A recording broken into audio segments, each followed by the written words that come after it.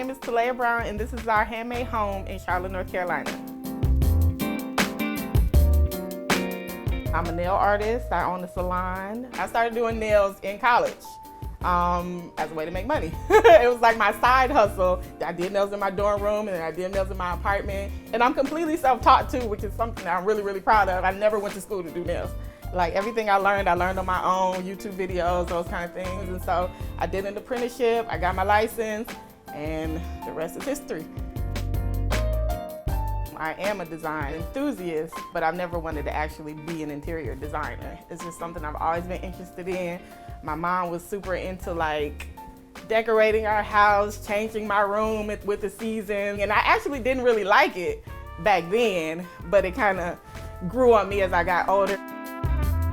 My husband's grandparents built this house in 1956. I remember even when me and my husband were dating, when his grandmother was still alive, we would come here for holidays, spend holidays with her, Thanksgiving, Christmas, and he was their only grandchild. And so, you know, they're a really, really close-knit family. And so me coming into that, it just felt so warm and so like inviting. That's why I was so adamant about doing this house justice, because I knew that it was a family jewel. I knew that we would be here forever. Like, this is our forever home. We're not going anywhere else. You know, it makes me emotional because it's like, I never would have thought that this would be my path, you know, to home ownership, my path to a financially secure life. Like, that's what this house has afforded us.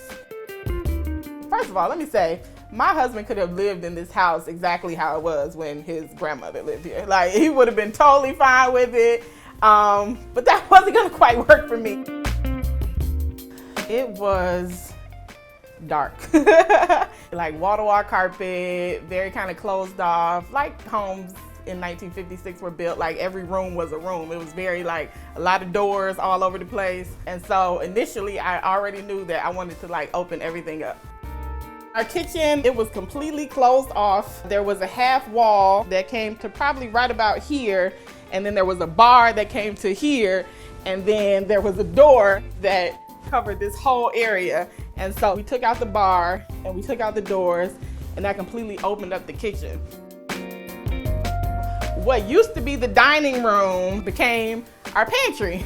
I always knew that it made more sense for the dining room to be back there and not here, because it's a very like oddly shaped space. And so I was just like, I think that we can just do some shelving and make it our pantry, because we decided to take out our upper cabinets and we needed a little bit more food storage space.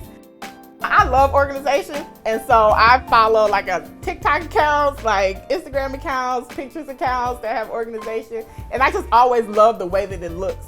It just makes me feel like accomplished, that it's all like neat and like put together. And so I spend time pouring the rice into the rice bin and the sugar into the sugar bin and then the flour into the flour bin. It's just like a whole kind of relaxing thing for me. And so having open shelving and open pantry is not a hard thing for me to keep up with. My husband doesn't touch the pantry. I mean, he uses the pantry. He grabs, you know, he has his bins that have his snacks in it. I have my bins that have my snacks in it. So that's like a marriage hack. It really is. So these are my husband's grandparents, Laura and Matthew Wingate. We always just love to have this picture of them just kind of looking over the house and watching over us. So we decided to make this the dining area because it just made more natural sense to us. Anywhere you see board and batten, wood paneling was already there. And so we just basically covered the wood paneling with the board and batten to modernize it a little bit. Because we always liked the look of the two-tone. I never wanted like just a full wall of just drywall and paint. I just feel like it gives it a little bit more character. So this window, this is what my husband calls a shotgun window. And so there's an entryway to our backyard back there. And so I guess, you know, the idea of it is if you see somebody coming in the back wall, you can kind of, you know, be alerted, I guess. I don't know. But I did consider getting rid of this window, and my husband said no. You know, my husband, he doesn't have a whole lot of opinions on a lot of things. So when he does have an opinion, I'm like, okay, cool. All right. You know, we can leave that alone. My design style, it's evolved over the years. Initially, when we moved in our house, it was really like colorful, a lot of colorful accessories, all of those things. And I just, over time, I was just like really more drawn to like neutral palettes. And so I kind of made a shift, and I started like taking away the colorful things and like replacing them with more like black and white, natural tones and textures. And I've realized that that's what made me feel more comfortable. My favorite design era is mid-century modern. And so just the fact that I ended up living in a house that was built in 1956, I feel is like kismet. Like I said, I love mid-century modern style. And so I knew somewhere in our house I wanted a slat wall. And so my brother did the slat wall, I painted it, and it turned out wonderfully.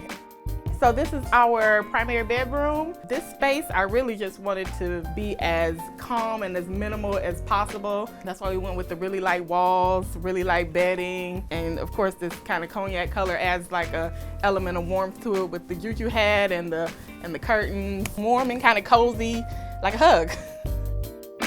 It's a juju hat. It's from Cameroon, and they're all handmade. It's the actual hat that they use in like ceremonies. People use them for decor. I have a couple of them throughout the house, and they just add like a lot of texture and a lot of just like culture as well. So mud cloth is something that I have always just been drawn to, but then once I started to learn about the process of it, it made me fall in love with it even more. Like, every design is very unique. Every design has its own meaning. And so I like to use it throughout our home because it just gives me a feeling of like comfort and a feeling of culture. And it's my color, it's black and white. I love black and white. So this wall is my favorite thing in this room. It's a gallery wall of like places me and my husband have traveled to. I love waking up and just seeing this as the first thing that I see. It makes me happy, it makes my husband happy. That was our honeymoon in Montreal and Seattle, and one of our first trips to Asheville together. We look so young there. like little kids. Okay, so this room has been many things since we've lived here. When COVID hit and we couldn't go to the gym anymore, we canceled our Y membership and decided to make this a workout room. So I knew that I wanted a focal point kind of accent wall when I decided that I wanted this to be a workout room. And so I just traced out all of the shapes and the patterns onto the wall, and I took my little paintbrush and I painted in every single one of these shapes. After I did the walls and I posted on Instagram and everything, one of my clients came in and said that she wanted this design on her nails, and I did it. So, and it was really cute. Okay, so this is what we consider our living room. When my husband Carrick was growing up, this was like the room nobody went in. It was very formal, very like staged and styled, and it was a room that only got used like during holidays. And so when we decided to make this our home, I was very intentional about saying that I'm gonna get the most out of this space, I'm gonna use it, because for so many years it didn't get a lot of use. I wake up, I make my tea, I go in there, I sit, I look out the window. Honey loves it. She like literally lives on that bench staring out the window like neighborhood patrol. So yeah, I love that room. And it gets the best light in the house. So I love mirrors. They're literally probably in every single room in this house. And just because it's a smaller house, I just think it's a good way to kind of reflect light and add another visual element to the room. I knew that I wanted built-ins just because I wanted the space to kind of put all of the things that I love to look at on a regular basis. And I knew that I wanted it to look like it had been here. And so my brother kind of brought my vision to life. So we were working with a very limited amount of space on this side of the window. And so he was trying to convince me to just keep it this, but I knew that I wanted it to look built in. And so I'm like, I can find a use for some shelving over there. And I was like, our record collection, perfect thing to go there.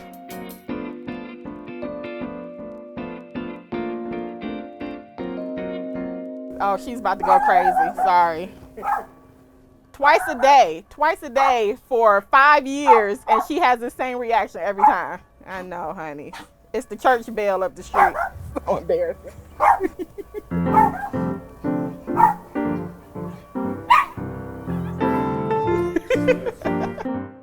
I got into plans when we moved in this house, actually. Once I had my own house, I'm like, we need like something extra. And so it started with 1, and then 2, and then 3, and then 10, and then 20. And now I have like this beautiful collection of plants that I love so much. Those are like my babies. I'm always happy about the ferns because this is kind of my ode to Carrick's grandmother. Every year she would put ferns on the porch. All the rest of these are plants that live in our house in the winter and the fall. This is my oldest plant, my snake plant here, which I always measure it by this leaf right here, which is taller than me now. Our porch is like the life of the party, okay? Especially in the spring and summer. Me and my husband sit out here all the time. Most people know us by our porch. Like, oh, you live in the house with the porch. It's like, yeah, that's our house. And you know, like sitting on the porch, you see your neighbors. You see them, you wave to them, you talk to them, hey, how you doing? You catch up. I just love that community aspect of it.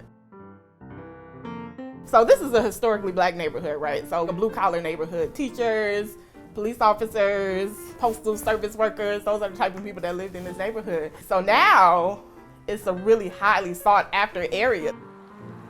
When we realized as a neighborhood that gentrification was slowly creeping upon us, we got ahead of it a little bit by becoming a historic district here in Charlotte. We're the first Black neighborhood to become a historic district in Charlotte. You know, we had to get the whole community involved in it, but it was so important to us because we wanted to really preserve the character of our neighborhood, the brick houses and you know what I mean, like the community of our neighborhood, and we got it done. And now you can't just come in and tear down one of our brick houses and build up some modern house in our neighborhood. And we're really, really proud of the fact that we're preserving the history of our neighborhood. This is my spot right here, and we sit out here for literally hours. We take pride in our neighborhood, we take pride in our elders, and we just want to make sure that, you know, we are doing what we need to do to continue the legacy of our neighborhood. Hey, how you doing? I think about how his grandma would be happy that her grandson decided to make this his home. I think that she would be proud that we were able to do the same thing. If you like this tour, give it a thumbs up and subscribe to Handmade for more tours just like this.